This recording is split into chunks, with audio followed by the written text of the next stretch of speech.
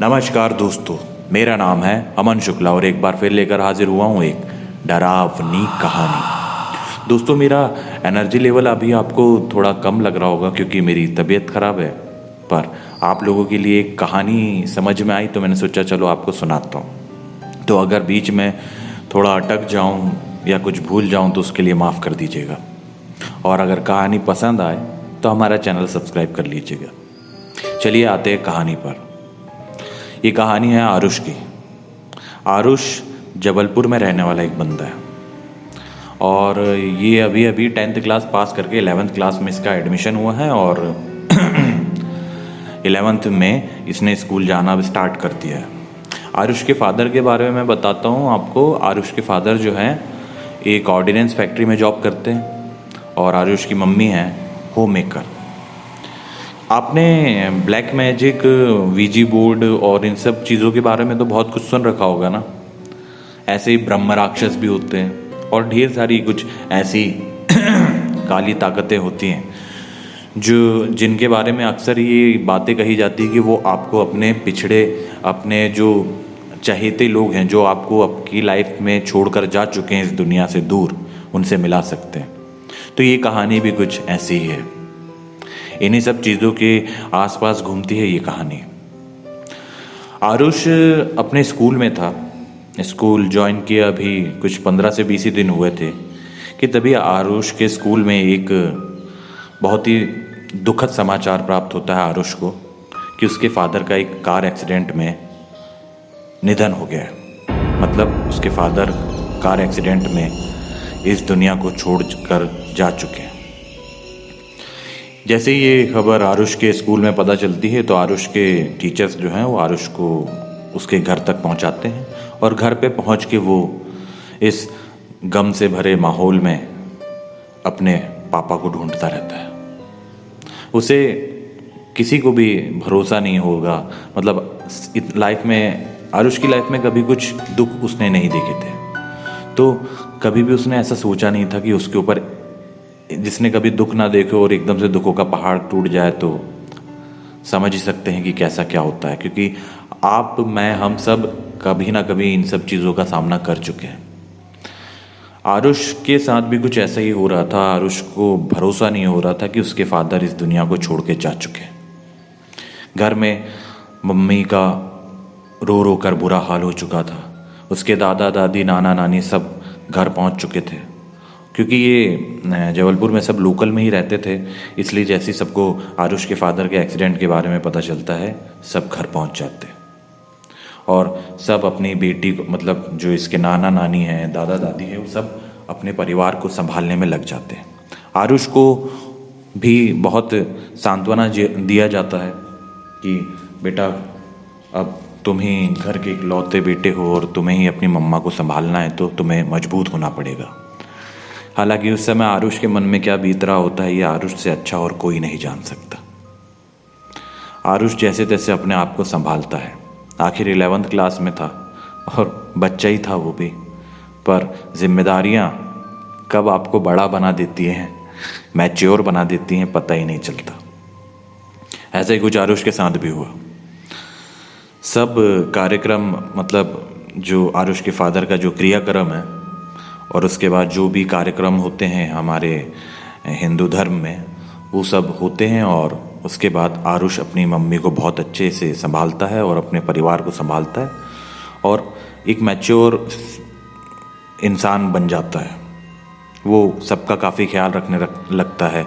उसके दादा दादी, नाना नानी, उसकी मम्मी, उसके फ्रेंड्स, उसे जब से उसके फादर गए थे ना उसे छोड़ के, उसे अपनी लाइफ से जुड़े हर इंसान का महत्व, हर इंसान की कदर समझ में आ जाती है। क्योंकि जीवन में ना भरोसा नहीं है कब कौन रहे, कब कौन हमें छोड़कर चला जाए। ऐसे ही कुछ अच्छी अच्छी बातें आरुष को इस सदमे में समझ में आ चुकी थी। लेकिन आरुष सबसे ज़्यादा अपने पिता से प्यार करता था। स्कूल में इसने कंटिन्यू जाना स्टार्ट रखा और अपनी पढ़ाई पूरी करी। 11th क्लास पास करी अच्छे से, साल भर बीत चुका था। और 11th क्लास की गर्मियों की छुट्टियों में आरुष एक दिन बैठकर अपने घर पे एक हॉलीवुड मूवी देख रहा था, जिसमें दो बेटियां अपने फादर से बात करने के लिए वीजी बोर्ड का इस्तेमाल करती हैं। पूरी मूवी तो बहुत अच्छी थी, लेकिन आरुष के दिमाग में भी यही सब चलता रहता था कि हो ना हो उसके फादर उसके आसपास ही हैं। वो अक्सर महसूस करता था अपने आसपास अपने पिता की मौजूदगी को। आरुष को हमेशा से ऐसा लगता था कि बहुत सी बातें ऐसी रह गई जो पापा से करनी थी पर कभी कर नहीं पाया। इसलिए आरुष सिर्फ एक बार चाहता था कि वो अपने पिता से बात कर सके, अपना मन हल्का कर सके, उनसे गले लगकर रो सके। तो आरुष इन्हीं सब चीज़ों में अपने आप को उलझाने लगता है। मतलब जो मैंने बताया ना आपको, ऊईजा बोर्ड भी बोलते हैं लोग, वीजी बोर्ड भी बोलते हैं, है ना। इन सब चीज़ों में आरुष ने बहुत ट्राई किया कि किसी भी चीज़ के थ्रू, मतलब उसने ब्लैक मैजिक की भी बहुत सारी किताबें पढ़ी और वीजी बोर्ड को कैसे यूज़ करते हैं, कैसे आत्मा को बुलाते हैं, कैसे उनसे बात करते हैं, कैसे उन्हें विदाई देते हैं, सब चीज़ें बहुत अच्छे से प्रॉपरली सीखी। क्योंकि आरुष जो कि काफ़ी मैच्योर हो चुका था कम उम्र में ही, वो इतना तो जान चुका था कि अगर हम ऐसा कुछ करते हैं ब्लैक मैजिक और वीजी बोर्ड का इस्तेमाल, तो इन्हें पूरी सावधानी के साथ इस्तेमाल करना चाहिए, वरना इसका अंजाम उसकी फैमिली भी भुगत सकती थी। आरुष काफ़ी ट्राई करता है, लेकिन कभी उसे कुछ प्रॉपर रिजल्ट नहीं मिल पाता। उसके पिता से कभी बात ही नहीं हो पाती, उसे कोई साइन तक नहीं मिलता। वो हर बार पूछता कि यहाँ पे कोई है, अगर कोई मौजूद है तो अब जवाब हाँ में दे, लेकिन उसे अक्सर कोई भी जवाब नहीं मिलता था। इन सब चीज़ों से त्रस्त होकर एक दिन आरुष वो जो वीजी बोर्ड होता है और जो भी किताबें होती हैं उन सबको एक डब्बे में डालता है और बाहर ले जाकर फेंक देता है, और गुस्से में आके घर पे खाना भी नहीं खाता है और सो जाता है। रात में वो काफ़ी रोता है, बहुत फूट फूट कर रोता है, अपने पिता को बहुत याद करता है। और उस रात उसे सपने में उसके पिताजी दिखते हैं। उसके पिताजी बोलते हैं कि बेटा मैं ठीक हूँ, तू अपना ख्याल रख, तू फालतू चीज़ों में मत उलझ। तभी आरुष अपने पिता से अपने सपने में बोलता है कि पापा मैं आपसे बस इतना ही कहना चाह रहा था, कि तभी आरुष की नींद खुल जाती है। आरुष की नींद खुलती है उसके अलार्म क्लॉक से, जैसे ही घड़ी का अलार्म बजता है उसकी नींद खुल जाती है। वो गुस्से में आके घड़ी को फेंक देता है और रोने लगता है कि मैं एक बार फिर से अपने पापा से बात करने में नाकामयाब रहा।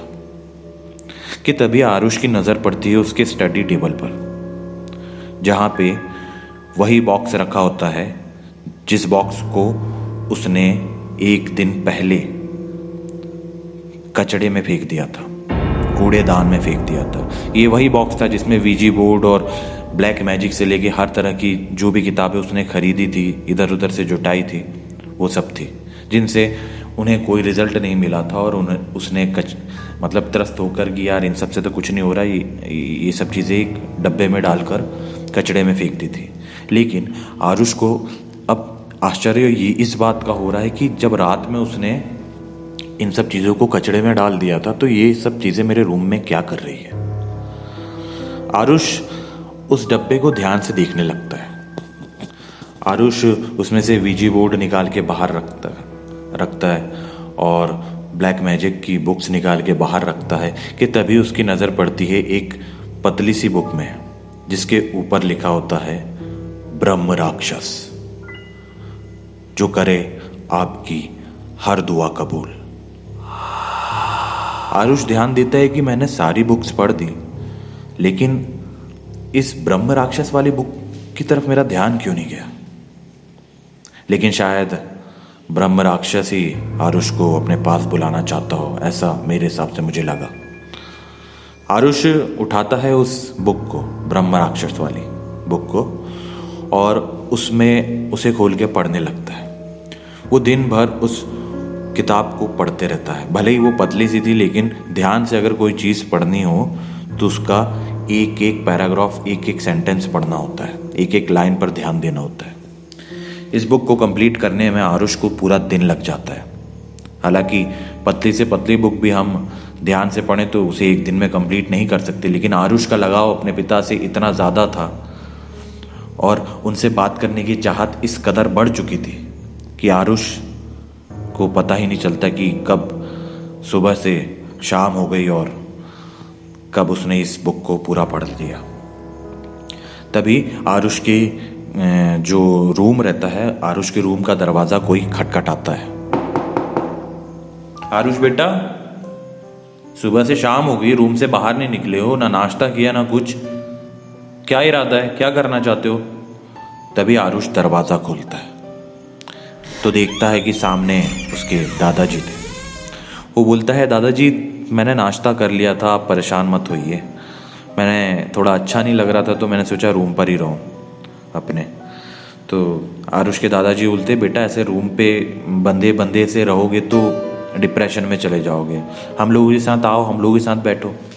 तो आरुष बोलता है, दादाजी मैं आता हूँ ना, बस अभी मुझे अच्छा नहीं लग रहा, आप मुझे बस आज रात का समय दीजिए, मैं अभी थोड़ी बहुत पढ़ाई करता हूँ, फिर जब मन करेगा खाना खा लूँगा। आरुष की मम्मी जी जो हैं उनके आरुष के नाना नानी के साथ उनके घर गई हुई थी, उस समय की बात है ये। तो नहीं तो आप लोग पूछेंगे कि आरुष की मम्मा कहाँ थी, इसलिए मैंने बता दिया पहले कि आरुष की जो मम्मी है वो अपने माता पिता के घर पे गई हैं, क्योंकि वो भी काफ़ी डिप्रेस थी अपनी लाइफ में। आरुष की मम्मी को पता था कि यहाँ उसके दादा दादी आरुष का अच्छे से ध्यान रख सकते हैं, इसलिए वो आरुष को समझाती हैं। और आरुष भी काफ़ी मैच्योर था, तो वही बोलता, मम्मा आप जाओ निश्चिंत होके, मैं यहाँ पर हूँ और अपने साथ साथ दादा दादी का भी ख्याल रखूँगा, टेंशन मत लो। तो ये तो समझ में आ गया होगा आपको कि आरुष के घर पे उसके दादा दादी और आरुष भर है, उसकी मम्मी नहीं है।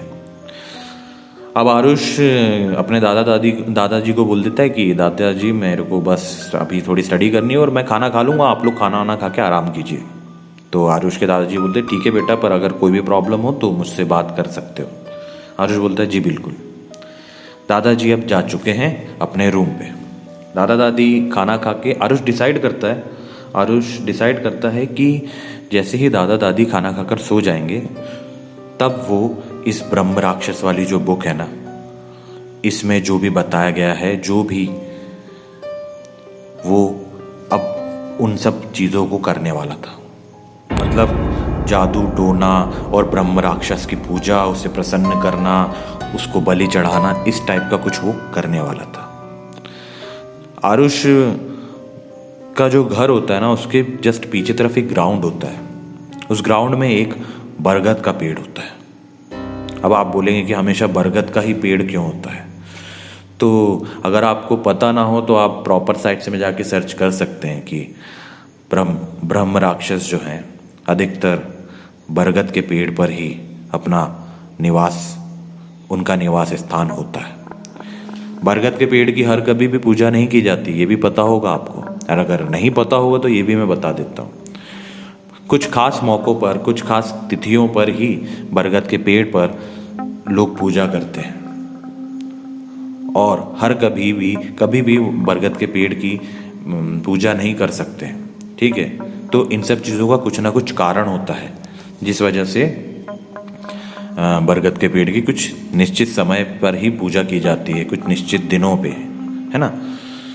आरुष को ये तो पता होता है कि पीछे ग्राउंड में बरगद का पेड़ है, लेकिन आरुष के सामने एक चुनौती होती है कि बरगद के पेड़ तक जाएगा कैसे। आरुष अपने दादा दादी से बोलता है रात के करीब 9:30 बजे कि दादा दादी मैं जोजो को घुमा कर लेकर आता हूँ। जोजो के बारे में मैंने आपको नहीं बताया, जोजो आरुष के कुत्ते का नाम था। आरुष बोलता है कि दादा दादी मैं जोजो को घुमा कर लाता हूँ, आप लोग ज़्यादा परेशान मत होइएगा, मैं इधर ही हूँ ग्राउंड में, आ जाऊँगा, वहाँ पे मेरे कुछ फ्रेंड्स भी हैं। तो आरुष के दादा दादी बोलते चलो ठीक है, क्योंकि ये जिस एरिया में रहता था वहाँ पे सिक्योरिटी काफ़ी टाइट रहती थी, तो दादा दादी को चिंता भी नहीं रहती थी। आरुष निकलता है जोजो के साथ, जोजो को टहलवाने, जो कि उसका कुत्ता है, और उसे टहलाते टहलाते ले जाता है बरगद के पेड़ पर। वहाँ पे ले जाके जोजो को ये एक तरफ खड़ा कर देता है और कुछ अगरबत्तियां जलाता है और वो जो ब्रह्म राक्षस वाली किताब थी ना, उस किताब में से कुछ मंत्र पढ़ता है।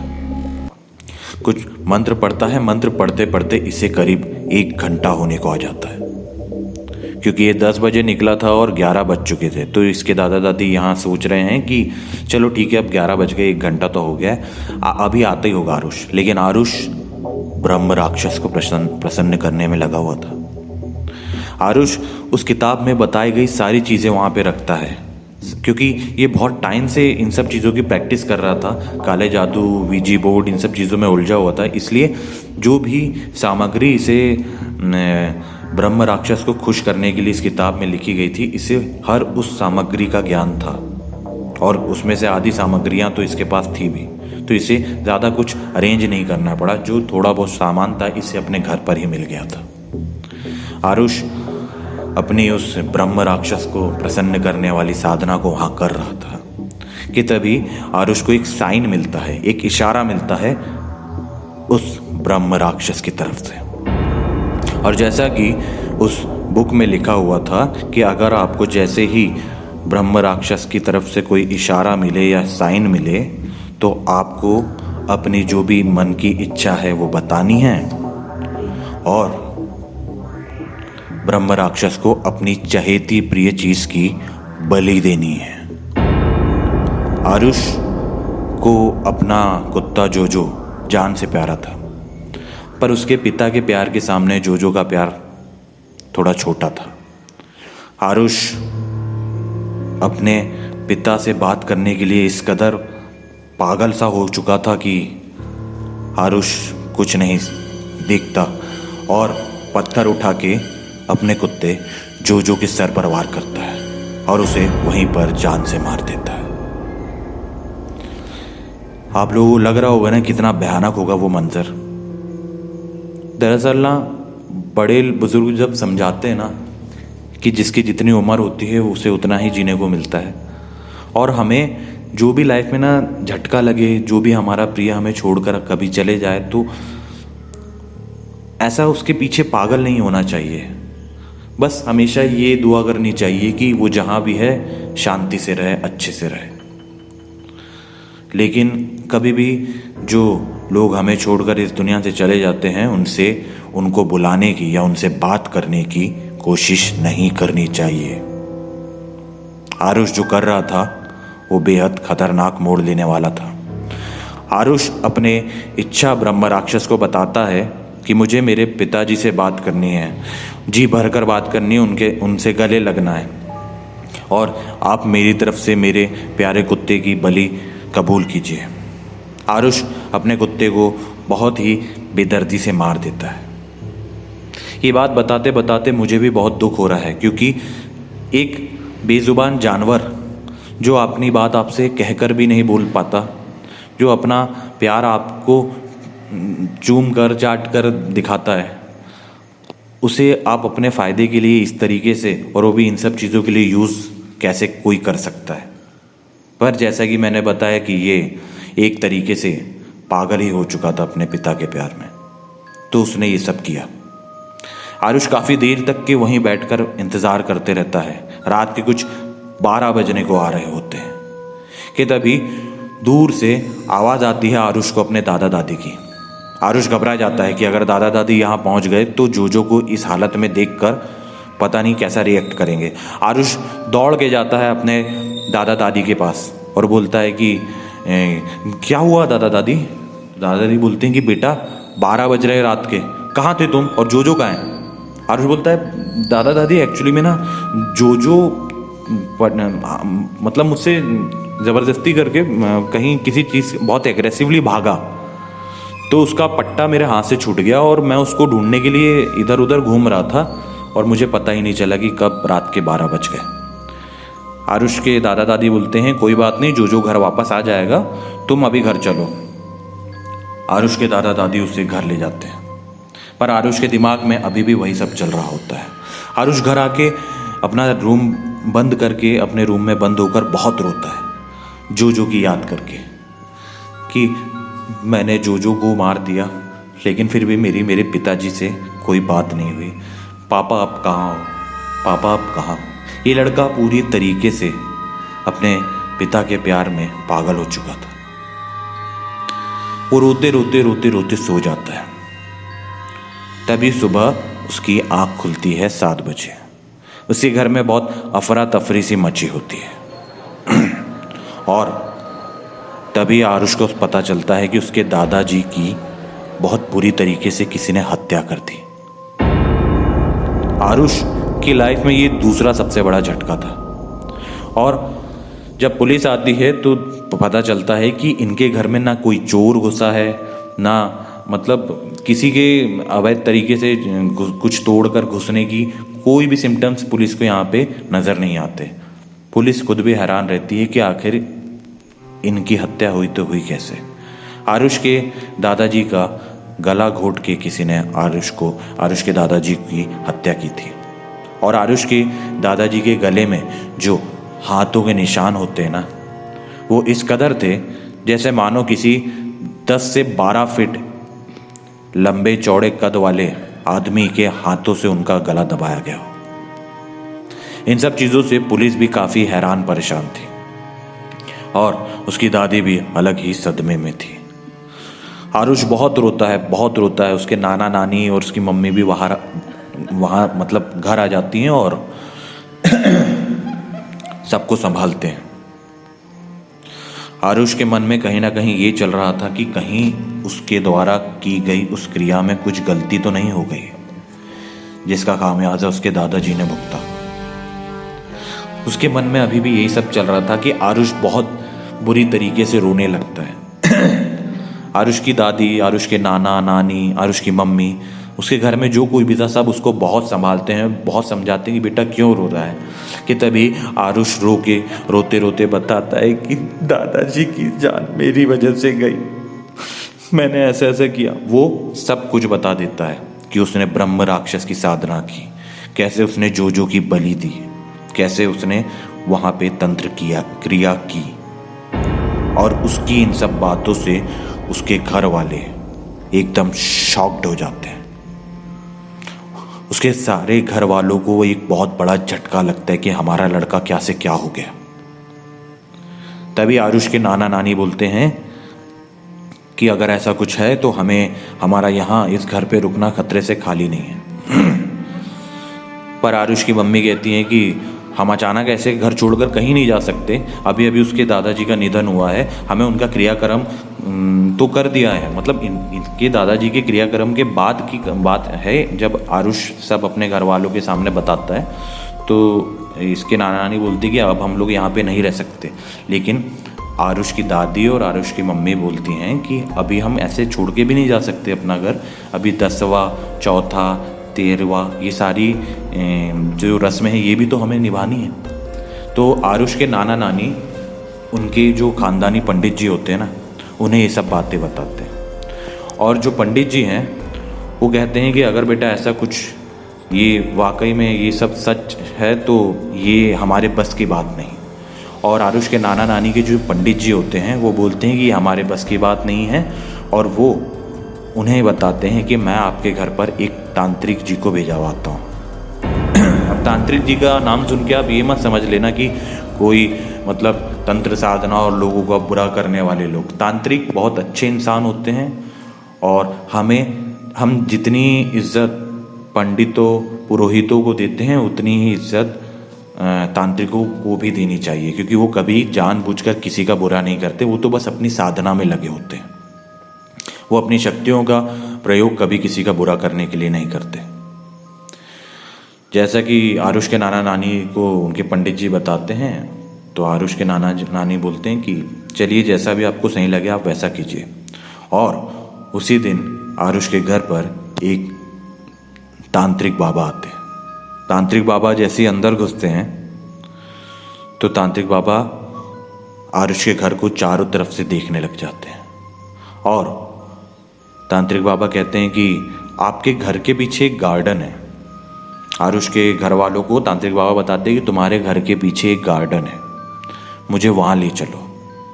जैसे ही वो वहाँ जाते हैं तो तांत्रिक बाबा दिखाते हैं आरुष की पूरी फैमिली को कि देखिए ये तुलसी का पौधा सूख चुका है और यहाँ पे जितने भी पौधे हैं सब मर रहे हैं। जिस बात से सारे घर वाले भी काफ़ी ज़्यादा मतलब आश्चर्यचकित हो जाते हैं कि ऐसा कैसे हो सकता है। 2 दिन पहले तो सब कुछ बढ़िया था, मतलब इतनी ग्रीनरी थी, हरियाली थी, और अचानक ऐसा कैसे।